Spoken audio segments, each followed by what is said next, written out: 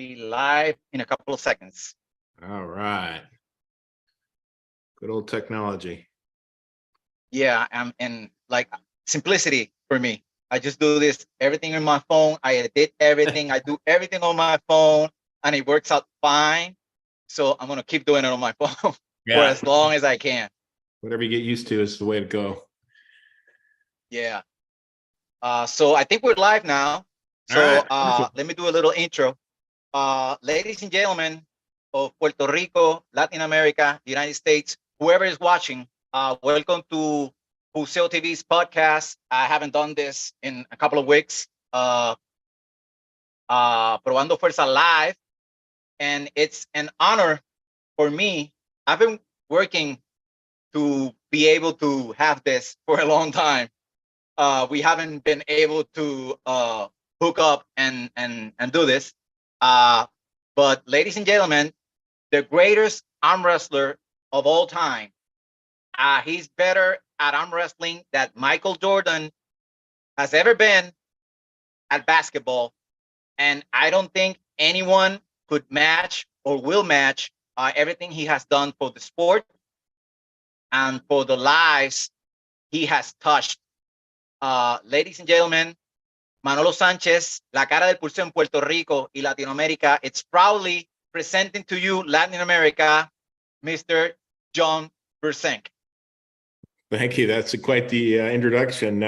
Your name was Manuel or Manolo. It's kind Manolo. of Manolo.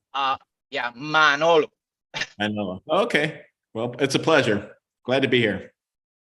Yeah, it's an honor for me having you on my show. I've had a lot of people on my show, but to me, this is, I think, the highest peak of the show I've ever reached, because the point of this channel when I opened it and I started doing things for the arm wrestling community in Puerto Rico and Latin America was to showcase Puerto Rico to the world. And you guys being on this show has helped us a lot. And really, I wanted to say a personal note before we start.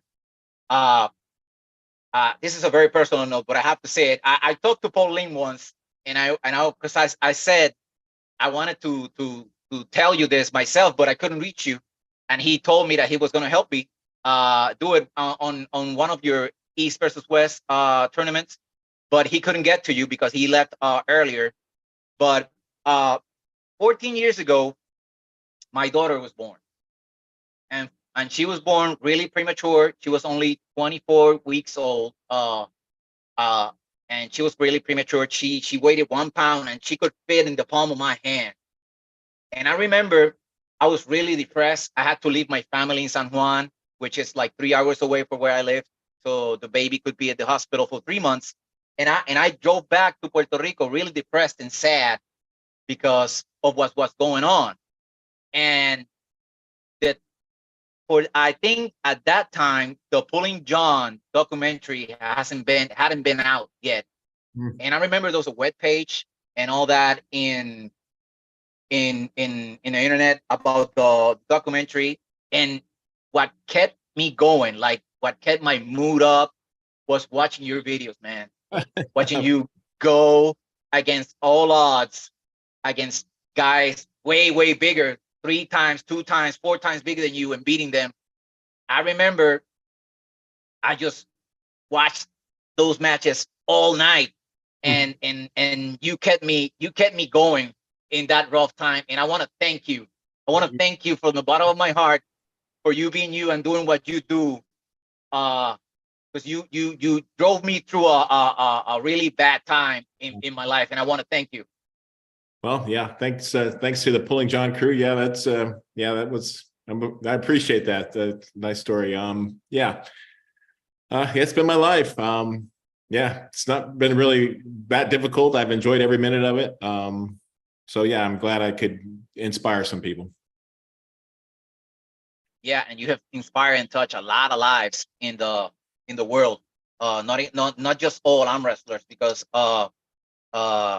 like I said, you always competed going against all odds, and you always came on top most of the time. And even if when you didn't, you just kept your head up and kept going, and then come back stronger. I appreciate that. Thank you. Yeah. So John, how was the I arm don't. wrestling in Puerto Rico? What's the situation for arm wrestling? I haven't really been keeping track. I know that Devin went and visited and looked like it was a pretty strong group a few months ago. Yeah. Actually, in Puerto Rico, arm wrestling has been around since the 70s. Oh wow! There was a big tournament in Puerto Rico called Pulseo Medalla, and it was like the Yukon Jack of Puerto Rico. They made regional championships, and then at the end of the year, they held national championship, all weight categories. But you know how things are. Things, corruption. Think that people were handling the money the wrong way, Right. and that tournament went from like late 70s all the way through the 80s and early 90s, and it ended. Like the promoter pulled the money, and there was no more Puso Medalla, and it was started to to die down. And on those last few years of the tournament, I was starting at 16 years old, and I remember I became national champion when I was 18 or 17, and that was like the last tournament of it. So I like to call myself the last of the old champions because I'm 42 now. So Did somebody pick up the so pieces eventually, or? yeah, not really, not really. A couple of guys from that era tried to keep it going for a couple of years, but it didn't come to pass. And back in, I think it was 2010, 2009, 12, I met a guy from the north side of the island called Joe Cortez. He's Hola Alejandro. That's my son. He's in the chat. And he started arm wrestling. He's still really good. He's still really good. And since he took it up, it has had its ups and downs. And then in 2018, I decided to quit arm wrestling and dedicate myself to this, making this platform, Pulseo TV, because Pulseo is what we call arm wrestling in Puerto Rico, and try to show. The first idea was to show to the Puerto Rican people that there were still arm wrestlers in the island, and the sport was still going.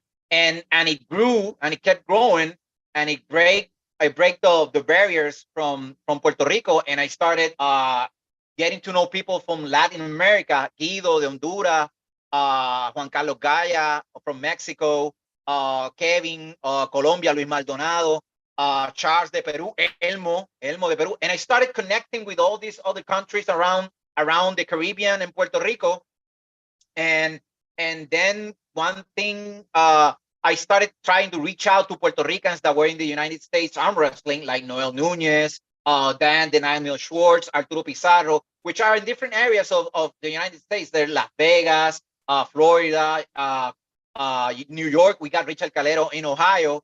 And I started trying to connect with everybody. And that one thing came to another. And I crossed the ocean and I met Basil, who lives in Dubai, and he's from Ukraine. And we started a great friendship and relationship through social media. And he started helping this platform. We started doing interviews and podcasts. That's how this got started, because of Basil. And I had a lot of people. I had Devin. I had even Engin. I had almost all the Russians. I had them on the show. And right now, the scene in Puerto Rico is growing because of the efforts this platform has made. And the reason I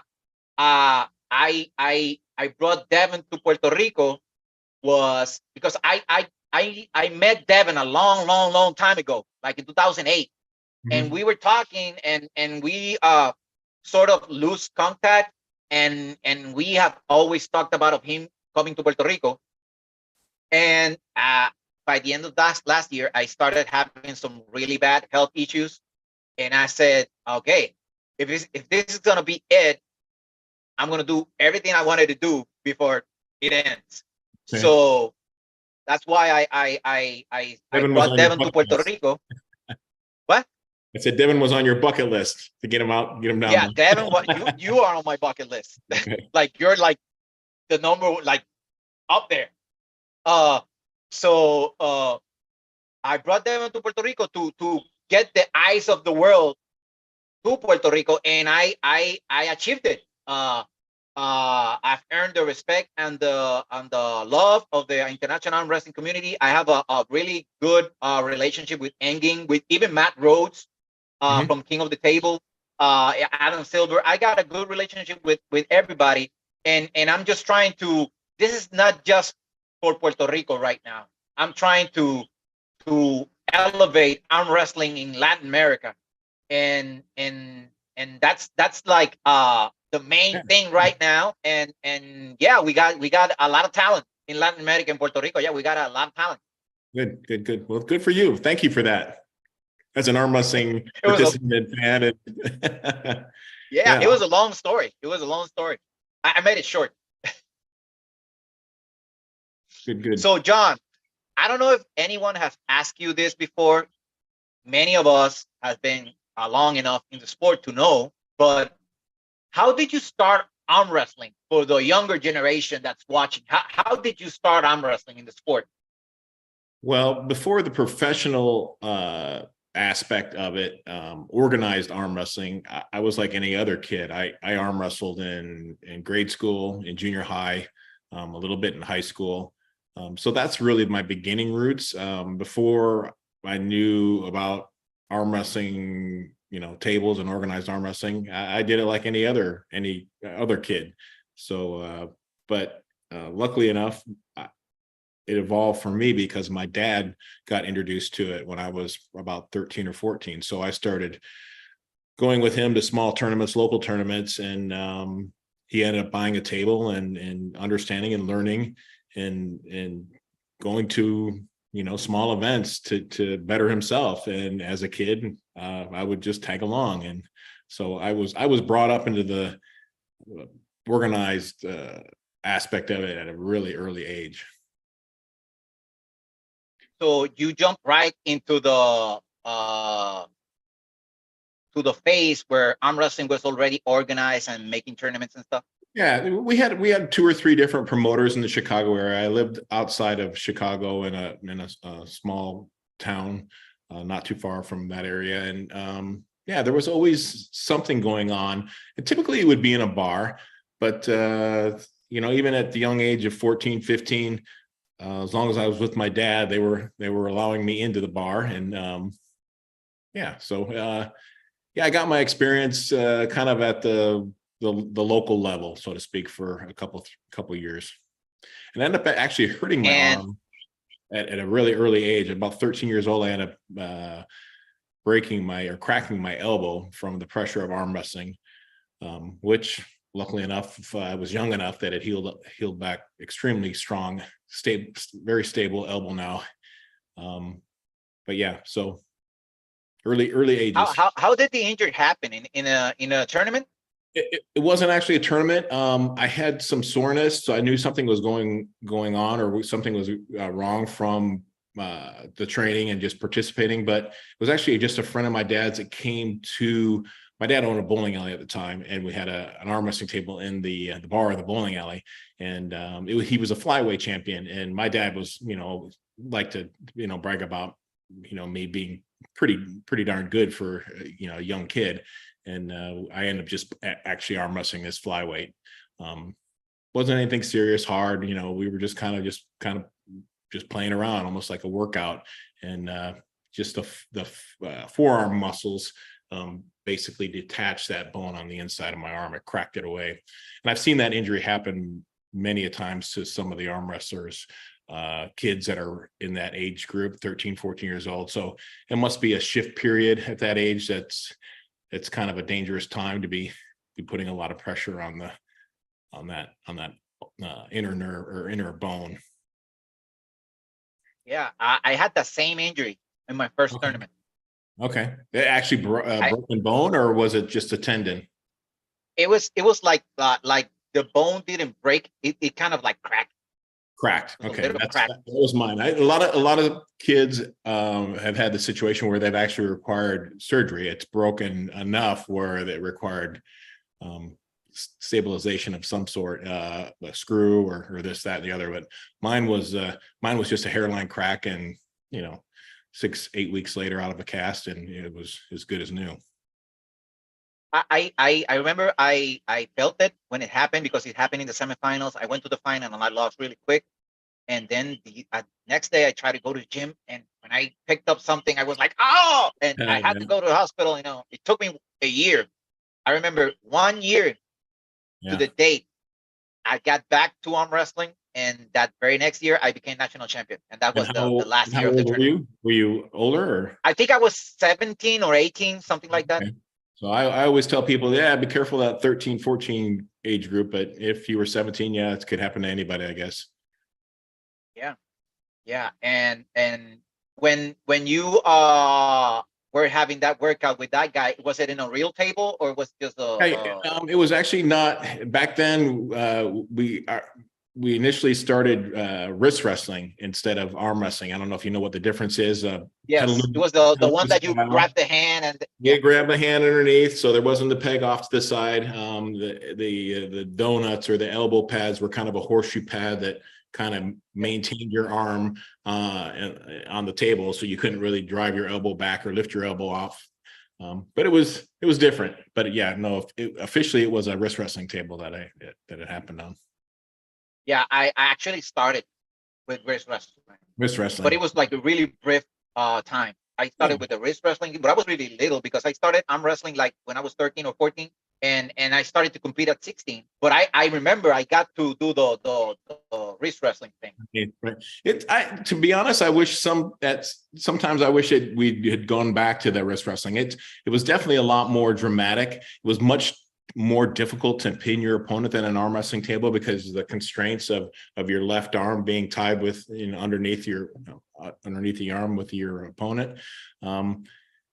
But yeah, I mean, especially with the super matches, I think for spectators, for the length, for the battle that normally ensued with wrist wrestling, I think it might be something that we should look back. Arm wrestling is just so quick sometimes and so decisive because there's so much freedom in it. But yeah, there were some crazy battles with the old wrist wrestling tables. You had to use your arm. When people talk to me about wrist wrestling, like in a second, it comes to mind your match with Richard Lucas.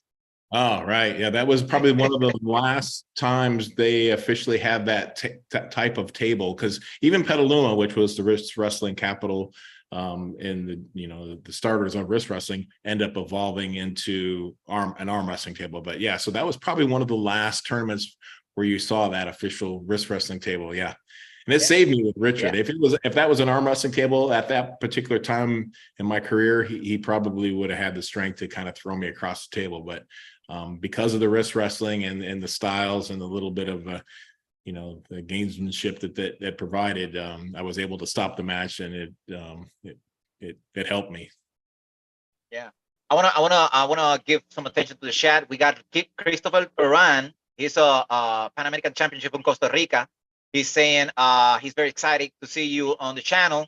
Victor De Leon, a Puerto Rican that lives in Florida, it's saying hi to you, that they're fans, your fans, and you are an inspiration. My son, it's telling that he's watching us, Alejandro, and Guido Quiroz, the president of the Honduras Association of Arm Wrestling, is saying hi to you. Pleasure. From Honduras. Pleasure. So, John, have you ever heard the thing when people say that basketball, it's different? Like Michael Jordan, like they say, like Michael Jordan was tougher than LeBron because there were different eras of the sport, and that before it was rougher. Right. Have you heard of that before? Of course, yeah. People always try to compare eras. Okay, my question to you is, back then, how would you compare the new era with that era, that part when you started, and because there's different type of arm wrestling right now that it was before. Yeah. Would you consider that before it was tougher than now? We had the freaks back 20, 30 years ago when I first started. There was a handful of guys that I think could be just as competitive now as they were back 20, 30 years ago. The thing is, though, today's arm wrestling is so much deeper. There's 100 guys now that are contending for the heavyweights. Where back then you had your alpha males that were the arm wrestlers that walked around, and most people didn't reach their level and didn't bother to really be competitive because they were so dominant. Today it's so much more exciting. There's so much more depth, and it's so much more competitive. There's so many guys that are extremely close and are dedicated to the sport. I mean, we were definitely weekend warriors back 20, 30 years ago. There just wasn't a whole lot going on. Occasional tournaments here and there, but nobody really put the kind of effort that people are putting into it now. Yeah, I say that today's arm wrestling is deeper, and the rules are like it makes it more difficult for the athlete, but it's not as tough as before, because at least when I started, that it wasn't this set of rules. Like you had to go, like it was a match, and a lot of things that would have been fouls or match stop today would have, that they kept it going, Oh, right, yeah. and to me it was a tougher era at the beginning than now, but it's harder to arm wrestle today because of the rules. Yeah. It's harder to get the win. And people have excelled. It's a different group that are excelling in the sport now, because I mean, I can't even remember the last time we had an open tournament. Well, we did just recently have an open tournament here in Arizona, but I mean, 90% of the tournaments, rightly so, are super matches. So one against one other, and 6 matches. So there's definitely a big endurance factor that's been thrown in the sport. Back when I was, super active back 20, 30 years ago, it was an open tournament. So much more time to rest. It was more of an explosive person's sport, not so much. You didn't have to be in such fantastic shape to last 4, 5, 6 rounds. So, that aspect has changed a little bit with the invention of the super matches. Do you prefer the open tournament to the super match thing? It suits me better, just because I've always been, well, in the younger years anyway, I consider myself more of an explosive arm wrestler that would get matches over with quickly. So yeah, the endurance aspect was never really there. It was always nice to be able to hit hard. If you get in a tough match, be able to go sit down and rest for 20 minutes, 30 minutes before you got called up again for the next round. It was a little easier to navigate, especially with the experience that I had, knowing the field to navigate it maybe a little easier than everybody else could or would, versus a super match. I mean, you're at the mercy of just the one guy. So it's just different. To me, I prefer the tournament, because when you are going to the super match, you have the chance, your opponent, you can prepare. In the tournament, you got to prepare for everything and anything. Right. For everyone.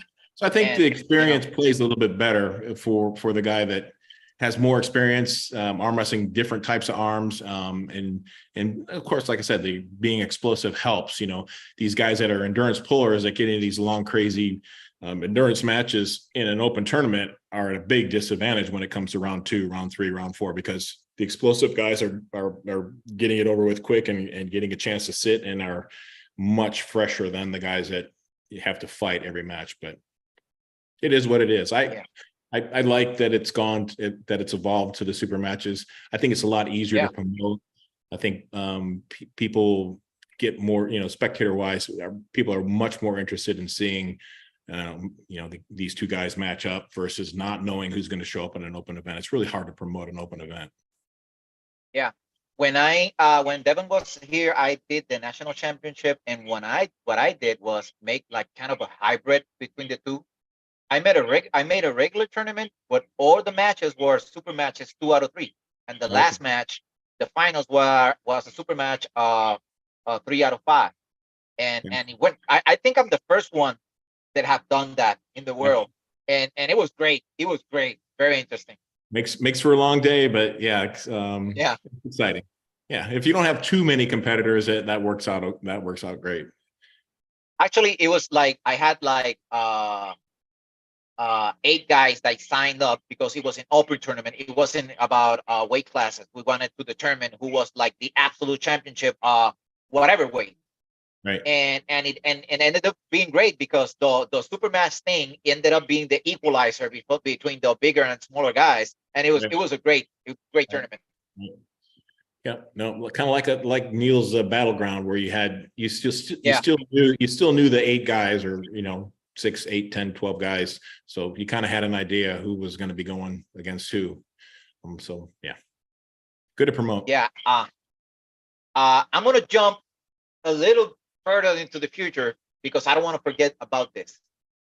In the Pulling John documentary, all led up to the final match between you and Alexei.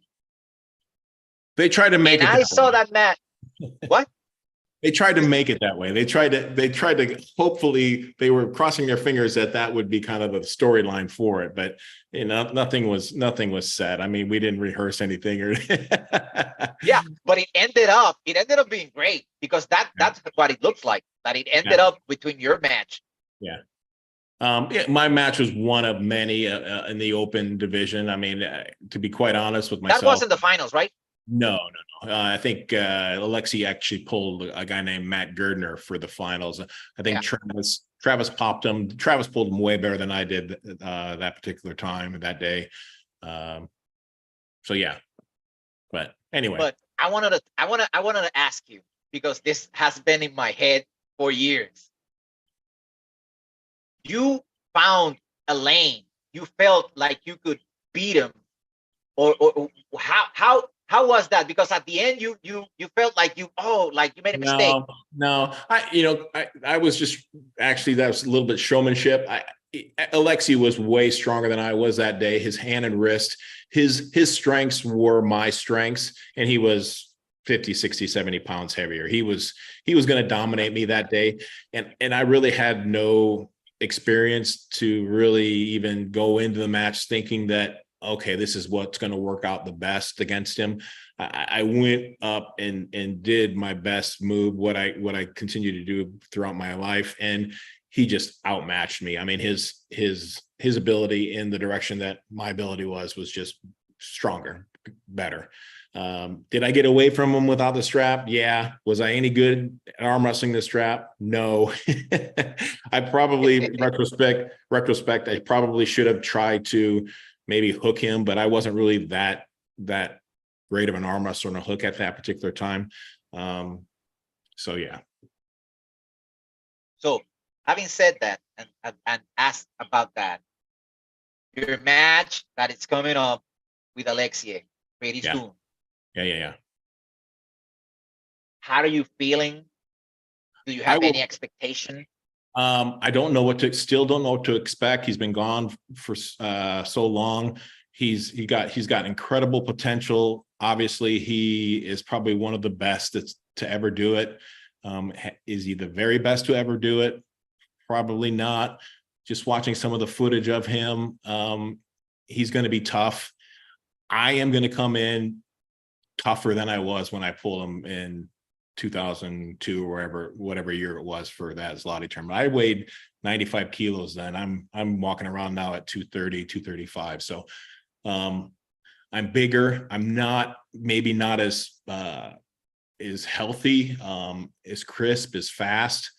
But my strap game's better. And I think that will somewhat negate his hand strength. If I can get that same slip and get in the straps, I think my strap game is much better. My endurance probably isn't at his level, even though I feel like that mentally will be how the match will go and possibly end. A little bit of a chess play, and hopefully I can outmaneuver him. I'm going to need to have some kind of advantage to probably outlast him. He's still 10, 15 years younger than me, so he's probably going to have the endurance edge on me. It's like 40, 41 now. Yeah, but I'm super excited just because when we pulled last, I was just a shell of what I could have and should have been at that particular moment in time. So I'm excited to show up a little bigger, a little stronger, and we'll see. Hopefully I, can make it a much better match than.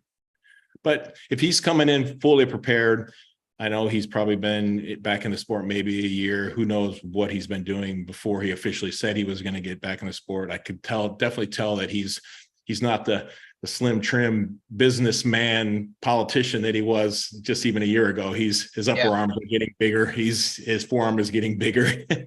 So I think he has gained weight like quick. I think he's going to be very strong. He's going to be very ready.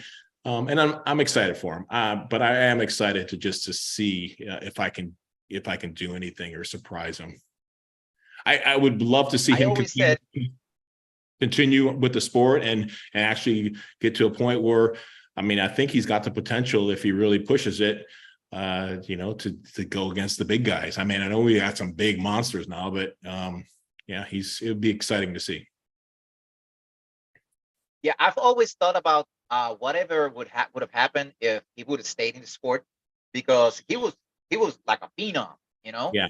And maybe if he's just 40, 41 years old. Some people say that's like the prime age for being an arm wrestler. Maybe people are talking about Dennis beating Levon, but who knows? Maybe Alexia is the guy who's going to get him in a couple of years.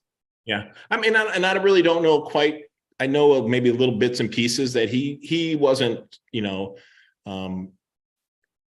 immune to injuries. I think he had some elbow injuries, some tendon injuries. So he was getting beat up a little bit. So who knows? Who knows if he would have stuck with the sport? But I think he probably made the right choice doing the Olympic thing with the bobsledding. That's that was bigger, high profile thing. And yeah.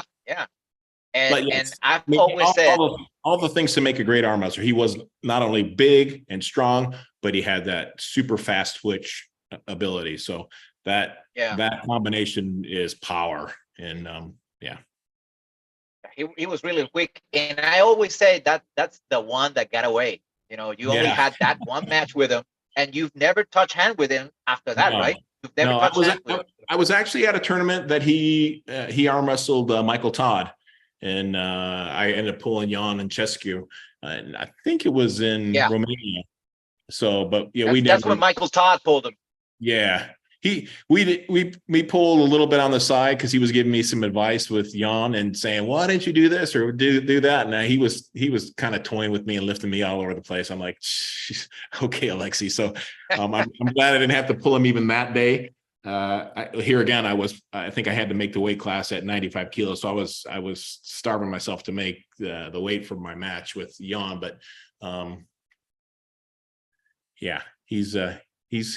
he's ready, he's going to be tough to beat. Whether or not he can beat some of the big monsters now that we have in the sport, is another question, but he'll definitely be competitive. Well, all I'm going to say is I'm going to be very, very nervous, and I'm going to be jumping around in my seat because I want to see that fire, because you got to get this one. I'm praying and hoping that you can win this match, because I want to see you beat him. Yeah. I would like to stop him. Hopefully I know what to expect. I kind of have a good feeling of his strengths, and my approach will be better this time. Whether or not I can do anything and maybe pull a little Tim Brzenk on him, but that's going to be what it takes. I'm going to need to stop it. I feel like I'll probably be in an awkward position, but if I can just maintain my hand and wrist in pronation and lock it out a little bit, hopefully those big muscles will pump themselves up, and we can get on a little playing field. And there's always the rust factor. What's that? There's always the rust factor, because he hasn't been actively competing for a long time. Yeah, no, he's pulling with a very skilled, tough group right now. He's in the Russian camp with 3 or 4 or 5 really good arm wrestlers. So I think he's going to be sharp as it gets. So I'm looking forward to it. I'm excited. Yeah, I'm gonna be jumping around, and I'm gonna be like doing like the Dragon Ball Z thing, giving you my energy right there. Whatever I have left, I'm gonna send it to you that day because I want to see you win. I want to see that fire, that thing. That yeah, I want to see you win that match, man. All right, I'll do my best. I'm showing Yeah, up to do my best. I'm not being lazy about it or thinking, oh, this is just, I'm just going to, to go through the motions. I really want to show him something. So I'm going in as best I can, as best prepared as I can be. yeah, and I'll be praying. I'll be praying. We got Joe Acosta from Mexico. He's saying hi to you. You're his hero. And we got Lahia. John Brzenk is easily in the top 20 greatest of all time. No, John Brzenk is the greatest of all time, period. That's it. Carlos Casanova, a guy from Venezuela that lives in Puerto Rico, it's watching us. So, John, after talking about the Voivoda thing, uh, are you really thinking about retiring after this match? I struggle with the way I feel, especially in training. I still love arm wrestling and participating, going to the tournaments, and I can normally get myself into a situation, or I can somewhat fight through it come tournament time. The difficult thing that I always question is the training. Well, the guys come over on Saturday and I start pulling, and even if I take a week off, I'm still achy and the shoulders popping, and it's straining, and I'm feeling all the little aches and pains of an older guy. So it's it's very frustrating, and it makes me think, okay, this isn't working out. I mean, no matter how much or what I do, I'm still subject to that. So it's always on my mind, like, why am I continuing to do it? But my answer is I love it. I still like it. It's just frustrating that I can't do it at the very highest level, the level that I'm used to, and put the kind of effort that I used to be able to put into it. But yeah, we'll see. I mean, I keep saying that I need to tone it down a little bit and really lower my expectations. But hell, they keep asking me to pull Saplink off and blow it out. And I can't say no to it. I mean, it's like, yeah, no, for sure. I would love to, pull those guys again. I mean, it's for old times. Yeah. But and you're still showing up. Yeah, like you said, you're still showing up, and that like there's got to be a John Brzenk in arm wrestling, and when you came back and you started your comeback a while back with the Chance Cho match, like that was what brought the boom. Like, arm wrestling was coming strong out of COVID. Like, COVID was good to arm wrestling, and then when you came back, it started. It was the moment, and look where we are now. We're really close to the Olympics, and all the promotions are working and are doing great. We can always do better, but they are doing great. And it was like that moment on, when you had the match with Chance Shaw, everything just clicked and started working. And I hope and I pray to God to have John Brzenk for a long time in arm wrestling, because we love you, John. We love you. I appreciate it. I love you. I'm going to be around doing in some form. I'm not much of a commentator, so I don't know. I don't know. Maybe I'll be the guy with the ice and the sidelines, a coach. That would be a scary guy if you were the coach of someone. That would be a scary guy. We need a seniors league. Maybe next year I'll talk to Devin. We'll try to start up a 60 and over or 55 and over. 55 is probably too young. Yeah. There's a lot of us out there. Yeah, and to tell you the truth, in the United States, the top guys are the older guys. The older guys. There's not a big scene of young, strong arm wrestlers. I mean, we got Artem Terenenko. He's strong. He's young. We got Adam Wosinski. We got Robbie Russell. Noel Nunez. But yeah, Noel is 30. They're young, but they're just not that many. They're still the older guys are the ones that are the bigger numbers. Yeah, more hardened. The hardened tendons, they take years. I mean, it's not something that you can jump into right away unless you're, like my situation. I was arm wrestling at 12, 13 years old. So the progression is definitely a lot quicker if you can get your kids to do it at a super young age. But yeah, it's arm wrestling is not an easy thing to get strong for. I mean, it takes time for those tendons and ligaments, and you have to be patient. And so yeah, it's not a surprise to me that some of the better guys are still in their 40s and 50s. Yeah, yeah, and I think it is like they started at an older age, like Paul Lynn started at 35. Uh, Todd Hutchins started Yeah, at 35. 40. Yeah, You know, yeah, they didn't start young. yeah. And talking about Todd Hutchins, how do you feel about Todd? It's going to be a tough match. I mean, I'm a little worried for myself. Yeah, Todd will probably be a tougher match. I feel like he's as tough, if maybe not tougher, than my match with Alexi.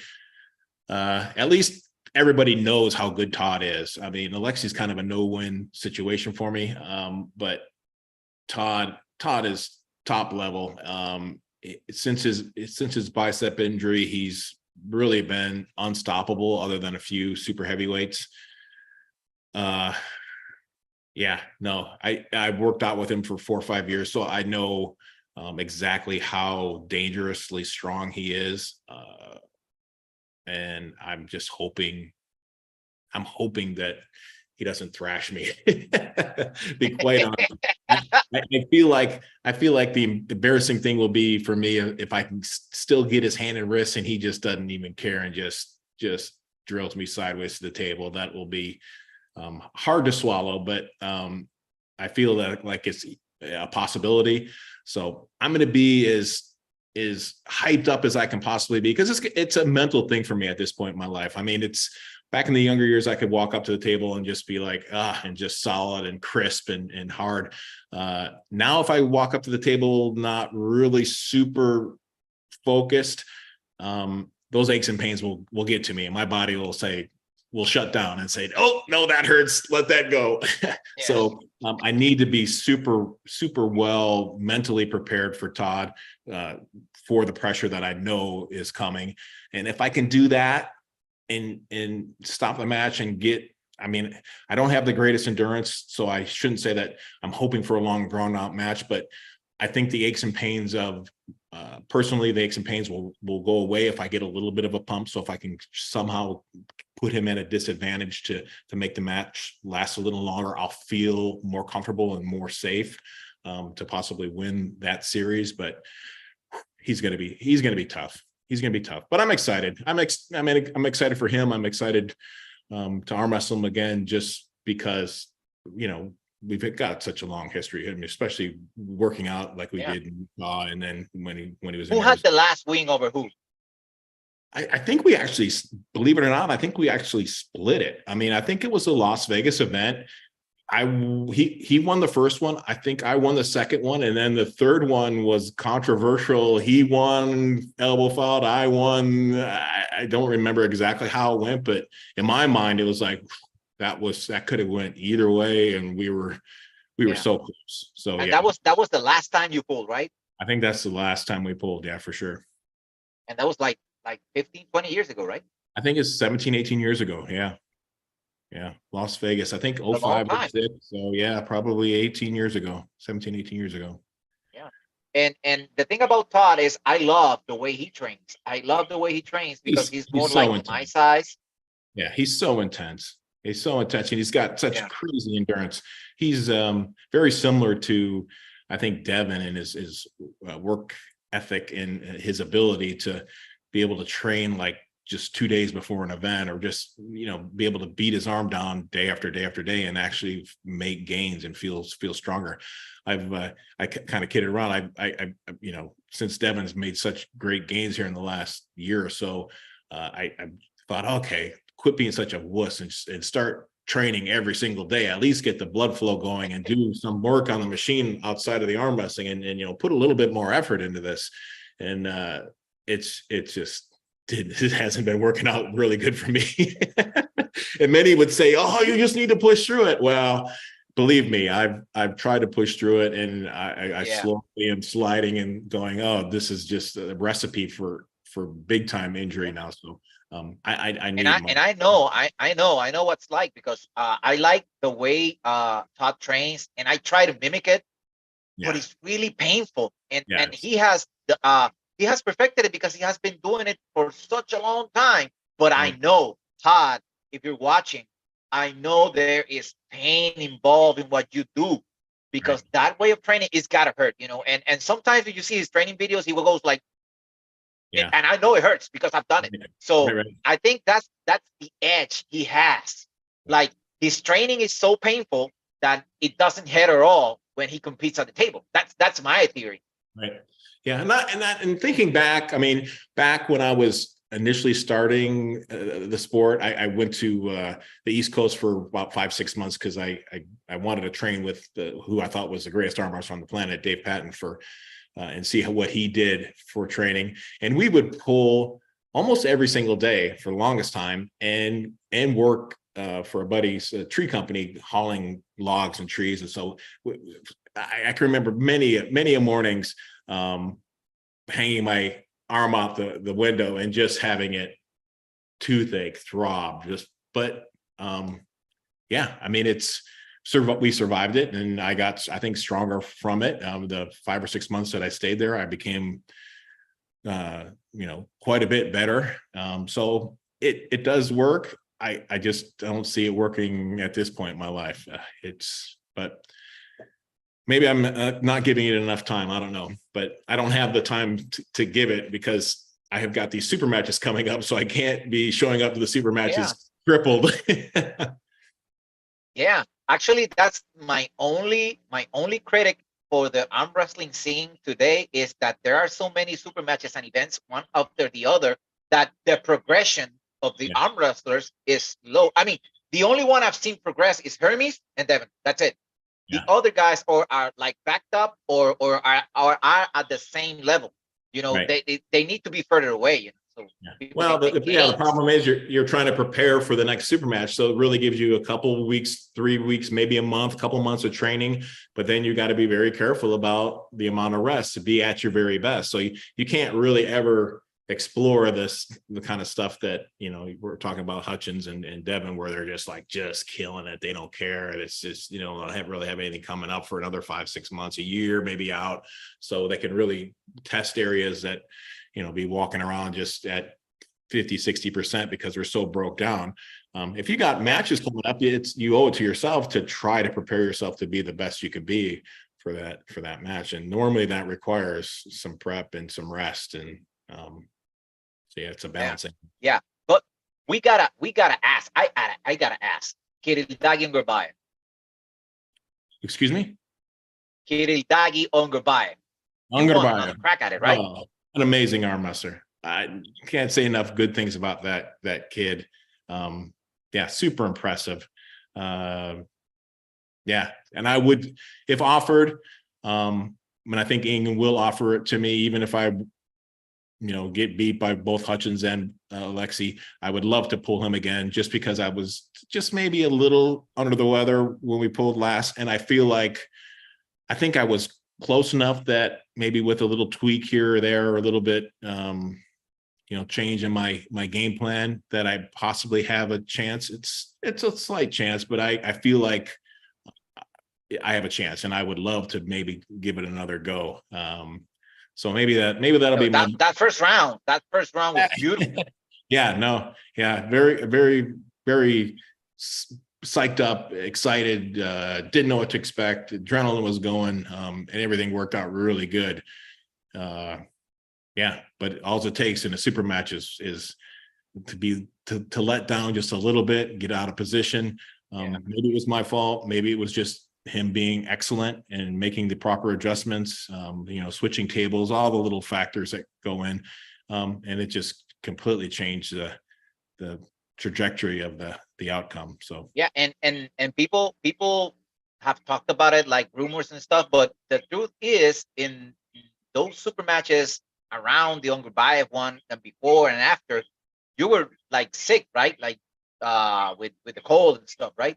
I had RSV in like Damn. July, August, and then I ended up getting official COVID a week before Christmas. So yeah, there's been a couple matches where I've been not walking around with the healthiest set of lungs or head. Yeah, but to just show up feeling like that, it's amazing, man. Yeah, but yeah, I'm not going to use it as an excuse because I mean, even if you feel a little like off, I think the tendons are still there. And sometimes I feel like it's good to be maybe even a little bit not so revved up and so aggressive. In certain aspects, it ends up working out okay. But yeah, I would like another go at definitely Ungurbayev. That would be We my would wish. love to see that. We would love to see that. And even me being crazy and me being such a groupie and such a fan, maybe you get motivated or something happened and you get to have a match with LeBron and beat him. That would be like I could Now you're talking. Now you're talking crazy. You know, somebody's got a screw loose or two if they're actually offering me a match with Levon, which if they did, I would probably say, hell, why not? Yes. Yes, I'll do it. For sure, I'll do it. Just to grip up and say that, yeah, look at I'm such an idiot. Look at I'm trying to arm wrestle this mountain. Yeah. But now with the scene that it is today, you know what happened with LeBron and Devin, and you've seen how Devin has changed. Like he's not the same man. He's No, not the same man. nope. And you saw Hermes, what he did to LeVon. Right. How do you see this playing out at the end? Do you think Hermes is gonna end up facing Devin for another crack at LeVon? And who do you see taking down LeVon? Because to me, either LeVon is gonna get beaten either by Hermes or Devin. Yeah, I mean, there's still the possibility. We got to find out. We got to iron out the Jerry Caderet style against Levon. Also, I mean, we're going to here shortly find out if Hermes can get through that craziness that Jerry brings to the table. So there's a lot of unanswered questions. Some of these guys out there that just have weird styles enough that could pose a problem for Levon. But yeah, I mean, I think we're going to definitely have to see Devin and Hermes, no matter what the outcome is of Hermes and Caderet. I think Hermes is a dangerous opponent for Devin, even with Devin as strong as he is right now in the endurance that he has.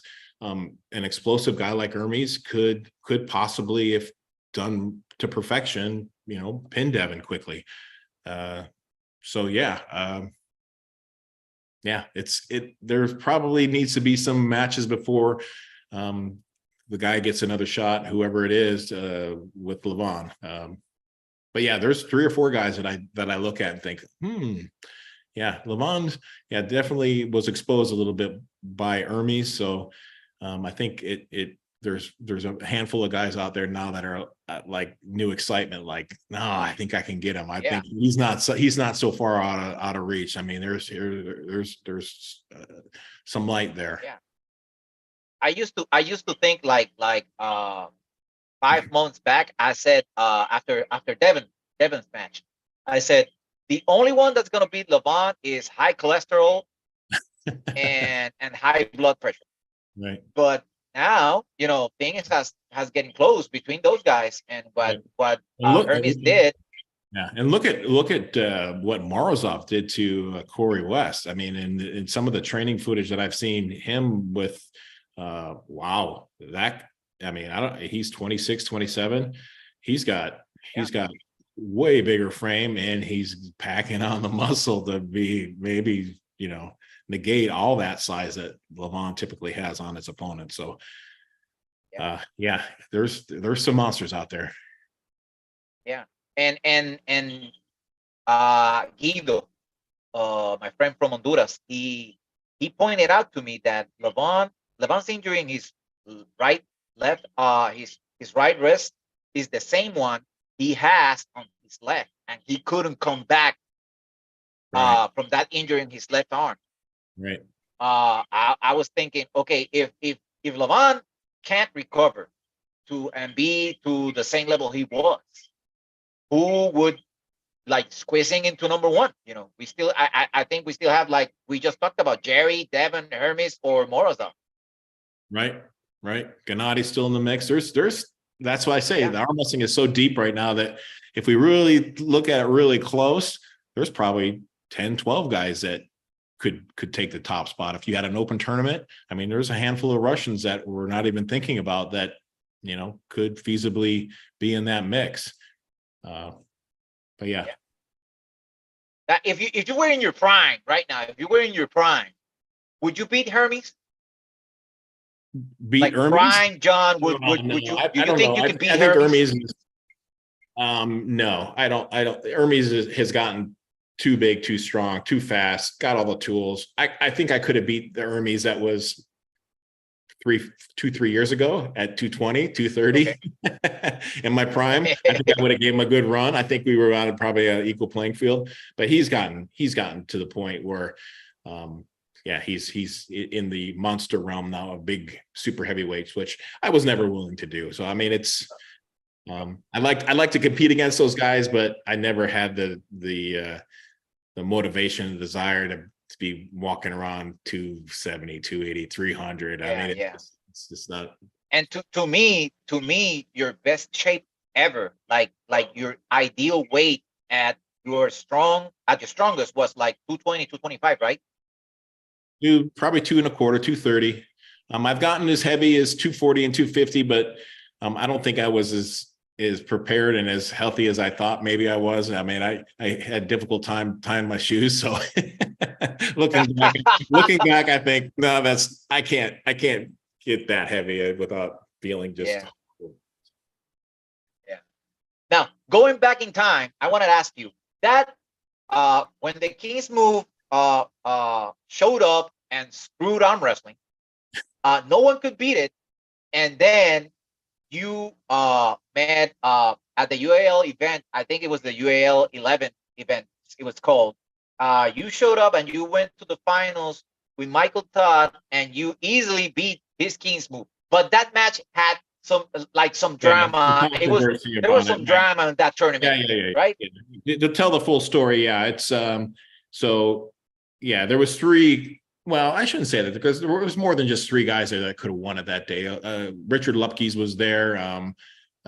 Myself, there was actually a handful of guys that were pretty tough in that class, but as it turned out, both Jerry and I wanted badly to beat Michael, to kick him off that high horse he was on, and we kind of somewhat teamed up against the organization that was seemingly giving Michael the good draw. So we teamed up together and said, hey, you know, we're not going to fight each other. We're going to, you know, I'm going to take a loss. I take a loss, or you take a loss, but we're not going to fight. And then you're going to take your first shot, or I'm going to take a first shot at him, and then we will go take a second shot at him. So he was kind of at a disadvantage because it was 2 against 1, so to speak. But yeah, no, it was even difficult, even with the help of Jerry wearing him down like he did, to beat that Kings move. It's especially difficult for me just because I'm not a good shoulder roller. I'm not. It's not something I train for. I don't normally ever do it. It's always been kind of awkward, and especially with the shoulder now, it's just really just feels like it could go wrong. But that's kind of what it seems like it takes. Yeah, and it was super close. I mean, maybe it looked easy, What were you thinking? but it What were wasn't you easy. thinking? I was thinking, what was your plan? Like you say, okay, I'm in the final with Todd. This is what I'm going to do. Yeah, no, I just went up my normal self and just thought my hand strength will be enough to keep his palm upright, and I'll be able to, you know, use my strength because my hand will be strong enough. But I quickly realized that his back pressure and the way he was pulling was compromising my hand. I mean, it was fatiguing. Even though I had great position, it was very difficult to put the kind of side pressure you want and a hard hit to the side because he was putting so much pressure on the hand.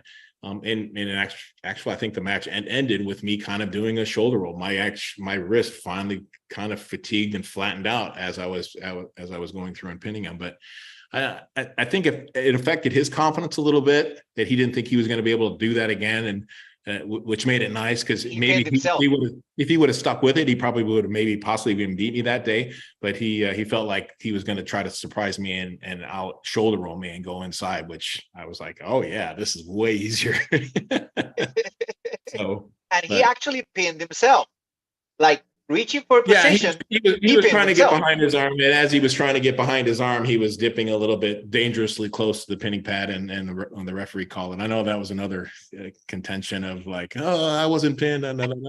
Okay, well, I'm not doing the referee, and somebody else seen it. And yeah, I saw a lot of angles of that video, and yeah, he pinned himself by just rocking back and forth. He pinned himself. He was just trying to.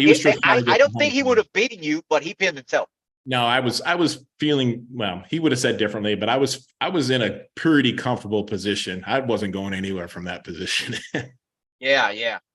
And you're really good at that constant pressure and just sticking to that. Yeah. You're really good at it. So he wasn't going to gain anything out of it. But who knows? Yeah, who knows? But I will say this only one match I hate that you had. Okay. One match. It was the Arsen Liliev match, and it's because that where your shoulder just got hurt so bad that you had to have surgery, and from then on, you were a different guy. The time frame through there is a little blurry for me. I don't remember. I went through a couple issues. I actually had back surgery, which kind of messed me up for a year or two, about 2 or 3 years before my shoulder surgery. And I don't remember exactly the date of my Arsen match. I was very strong and very well prepared for that. It was 2008. 2008. Yeah, no, but I felt good against Arsen. We were level playing. And I thought you won. That last match was like, I don't know. I thought you won. Yeah, no, it was close. It could have went either way. I had my mindset was I wanted to do this and I wanted to do that, and I wanted to try to hook his top roll, which maybe wasn't right, but I had my own personal reasons for doing what I was doing. There wasn't a lot at stake. It wasn't like I was, going to win or lose a semi truck. If I maybe my approach would have been different with Arsen if that was the case, but Ingen paid me one way or the other just to show up to arm wrestle. Yeah. I did my best, and I arm wrestled the way I wanted to arm wrestle. So it really wasn't so important that I won, in the rounds, but how I won. And it was enjoyable. I mean, we were very close, and it was hard fought, and Arsen's an incredible arm wrestler. And I hope he makes another guy. I just hope makes a comeback. I mean, dangerous for a lot of people. Ingen has been talking about it, about a comeback, and I bet that he would say, John, would you want to super match with Arsen? Yeah, that's the thing. I mean, there's a lot of great matches for me out there. If guys like Taras and Arsen, I mean, the list goes on. That infamous match. Those guys come back, like Samarenko, and I can think of a ton of arm wrestlers that could be legacy type matches that people might get excited about watching again. Yeah, that infamous match with Taras Ivakin that you held him just in a centimeter from the pad, and you just brought him back. That's a highlight for the sport forever and ever. He was an incredible top roller. Yeah, and that match with Arsen was like the kind of the beginning of Engin being a promoter, and now we're all the way here to East versus West. How do you see the future of the promotions that are out now? Do you see these going for 10, 12, 20 years? I don't see why not. Ingen's got the mental capacity and the energy and the desire and the love, and he seemingly keeps getting more polished. Things keep getting better. I mean, he's getting people on board to do the graphics and everything is improving. And if anybody can do it, I truly, honestly believe Ingen's the man to do it. So I expect to see, East versus West right up there with UFC in 10 years. We'll see. Yeah, yeah. That's what I want to see, and I admire Engin for everything that he has done in the sport, and I try to do the same over here in Puerto Rico and Latin America, and that's why I'm trying. Not. I'm a man of my word, and if God gives me health and live a little longer, I will do. I'm trying to put up an event in Latin America, such as East versus West, but for between the Latin America, to have our own North spot. versus South or something like that, right? Yeah, we're gonna call it. Versus North It's in the America. back right here. It's right there. You can see the logo. It's called Okay. Reyes de America, Kings of America, Oh, okay, and gotcha. and I'm setting it up. And hopefully next year we're gonna have our first event. But it's sort of East versus West kind of thing. And I want to make Mayagüez, Puerto Rico, which is where I live, the Dubai of the Latin America arm wrestling scene. There That's you what go. I don't want to see, the Turkey, and I know Engin, if I ask for any advice, he will give it, gladly give it. He's a friend.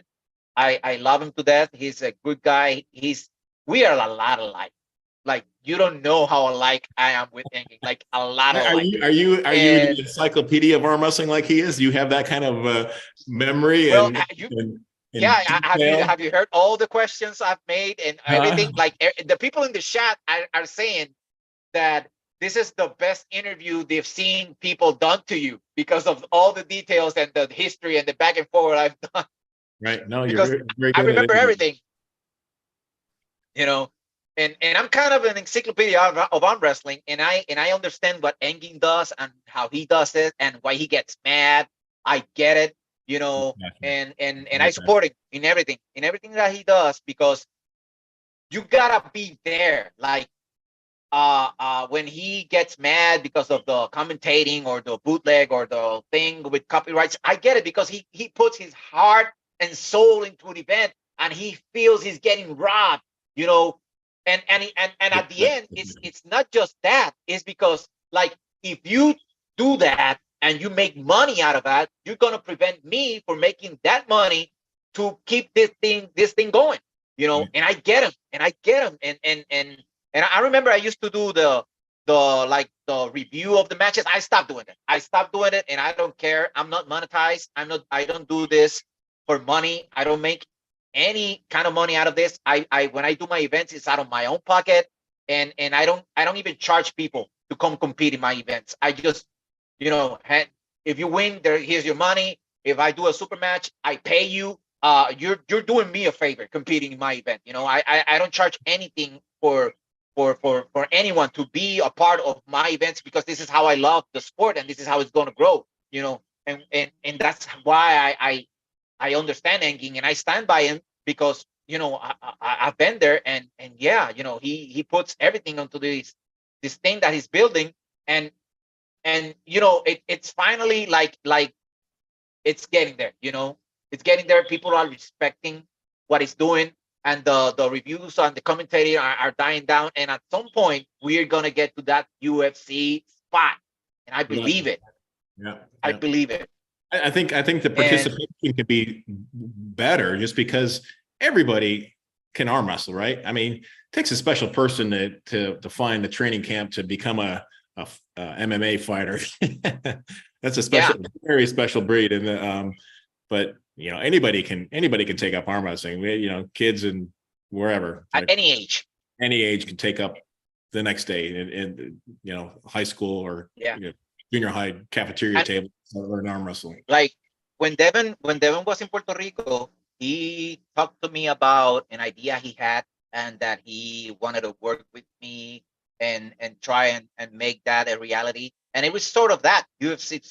I don't want to give any details, because that's his idea and what he's doing. But it's sort of that same UFC thing idea, and getting there. And like you said, anybody can arm wrestle. Like, we got people starting arm wrestling at 40, at 30, at 10, at 12, at 70 years old. Like, the professor, David Shell from New York, Pennsylvania, 98%. He's like 70. He started arm wrestling at 70 years old. Like, everybody can do it at any age. Right. So there's a future in the sport if we all together. I visited San Diego a couple of weeks back, and I was with Alan Fisher, and he told me something that it really stuck to me because it's true. That's the problem with arm wrestlers. They don't want to work with each other, and we got to get over that. And I disagree with that, though. I mean, I think most arm wrestlers are accommodating to people that want to learn the sport. That's kind of the special thing about arm wrestlers, that they could be your possible future competitor, but they'll bring you in and teach you everything that they know. Yeah, but he was telling me in the sense that don't be the guy that held back at practice because you want to go and beat your teammate at the tournament. That was what he's saying. Like, you gotta like teach each other and make yourself better. Yeah, even if you compete at some certain point in the tournament. Yeah, of course, that's a very shallow approach, because if you're not giving it your all, you're not benefiting. He's not. Everybody's. You are all going to elevate together, and yeah, that definitely has to be there. High. And that's my philosophy when training. When I practice, right now I don't have anyone to practice. Like, there's the scene in Puerto Rico is really tough, and there's a lot of drama. And when I used to practice with a group, I always like, we have to get to the level of the weakest guy, because we got to get him to our level. And once he's at our level, we all grow and get better together. That was my approach. And nobody gets hurt. But people try to, like, thinking they're going to win the over the top tournament at practice, and in Puerto Rico here, we have guys break the other guy's arm in practice. And that's not healthy, because people get scared and run away from the sport. So anyway, I got one more question, and something I want to talk to you about before I let you go, because I'm taking, I don't know, we're closing to an hour. How do you want to be remembered, John? When you finally say, I'm not going to do this anymore, how do you want to be remembered? Oh, I don't know. I should think about this question a little bit more, because it's been asking me plenty of times. Maybe I don't want to be remembered. I just want to be forgotten. You're just like me. Yeah. Remember, you don't like the attention. Yeah, I really don't. Yeah, I mean, I don't know. I guess someone that loved the sport and stuck with it, and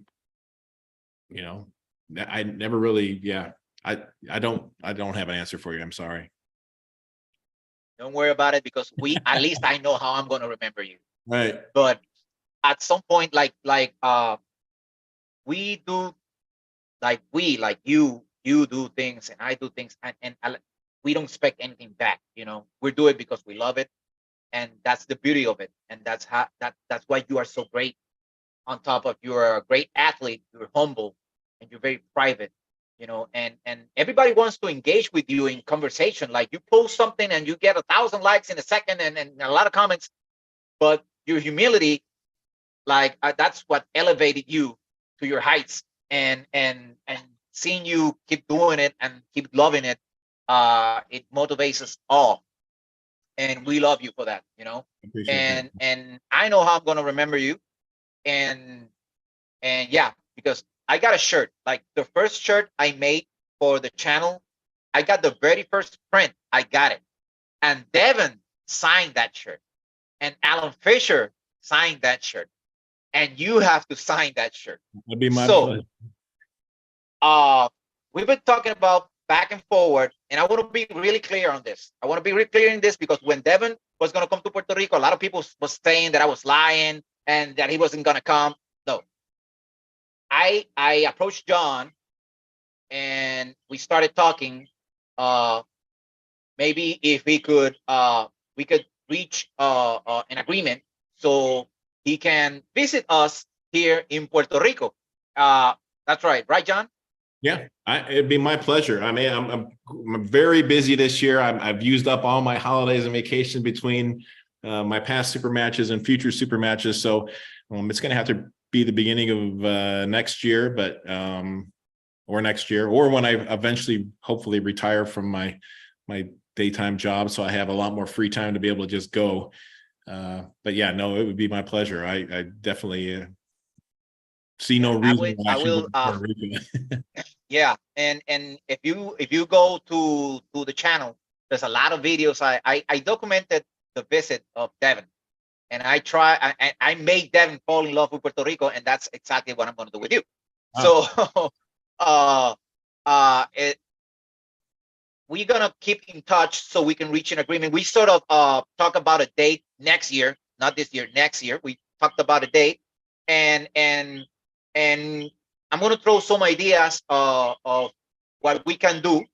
But I just wanna have you over and visit, get to know Puerto Rico, get to know the arm wrestling scene in Puerto Rico, hang out with us a little, and and and to tell you the truth, even if that can happen, I'm gonna visit you all because right.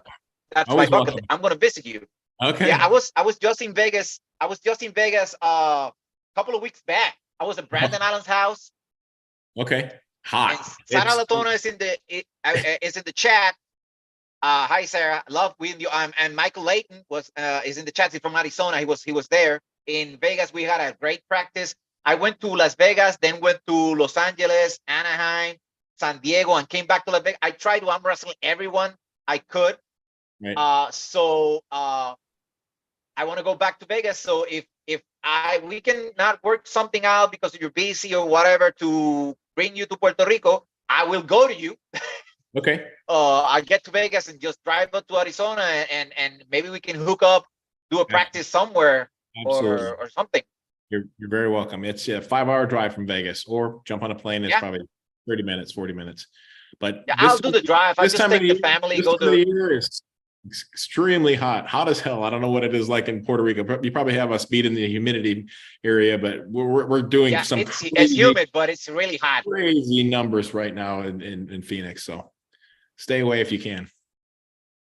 Yeah, when I was in Vegas, it was like 100 degrees, but in Puerto Rico, when I left, it was 115 but it's so humid that you don't feel like you're Right. in an oven. In Right. Vegas, it was like you were in an oven making bread. It was hard, you know? Right. So, Drew, hi, you're always supporting the channel. Thank you for being here and watching. Zeus from Mexicali. He's Hector. He's a great arm wrestler, strong arm wrestler and promoter from Mexicali, Mexico. Okay. Joe Acosta. Sarah is here. Chuck Peterson is here saying hi. A lot of people have seen this. John, I want to thank you for Thank you for having me. taking It's the been my time. pleasure. It's been my pleasure. Taking I've truly liked it. It's been great. Yeah, and hopefully, if after the like after the Hutchins and Voivoda match, maybe if you have time, we can do it again to talk about all Absolutely. that. I'm gonna text you I'm gonna message you to Facebook my phone number so you have it so we can talk about the visit or me going over there or you coming here and hook up. And I really want to wish you well. Wish you healthy, long life, your family, a lot of blessings. I will pray for you. I always pray for all the people I love and I appreciate and admire. But I'm gonna pray for you for your victories against Todd and against Voivoda.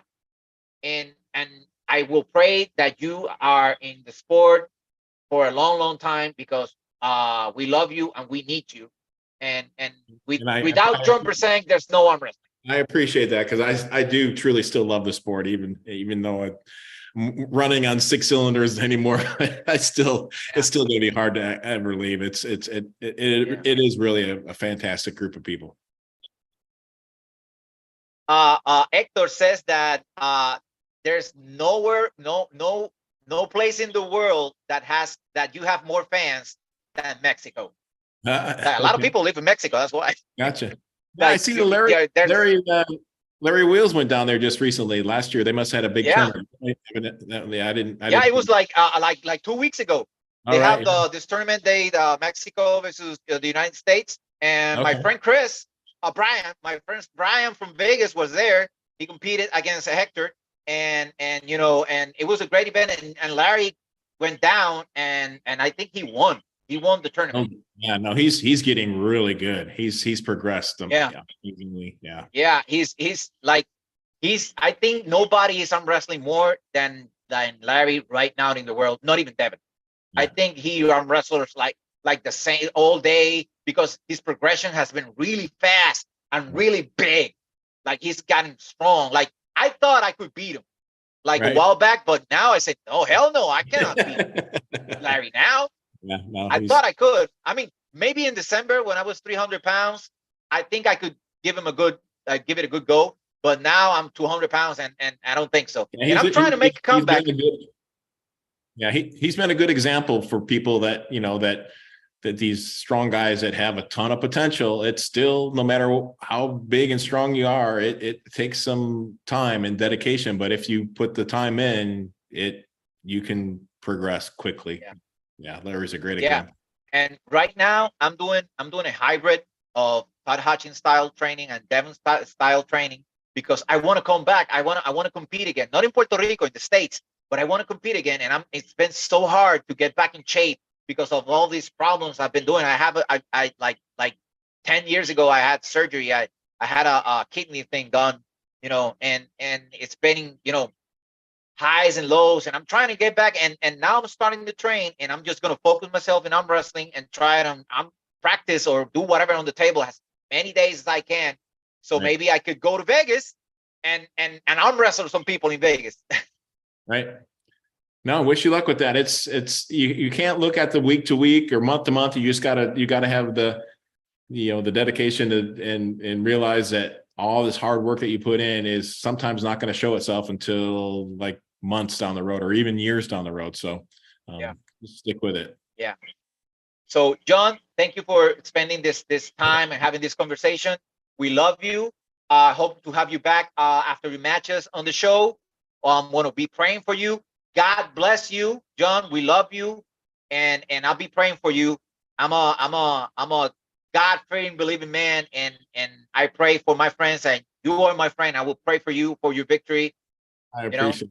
Yeah, thank you, and we'll keep in touch. Yeah, we'll keep in touch. I'll message you my number, and we talk about the thing we're gonna do, or even Right. I'm going or you're coming or whatever. Okay. Sounds good. Thanks. Appreciate it. Thank you. Have a good one. All right. Take care.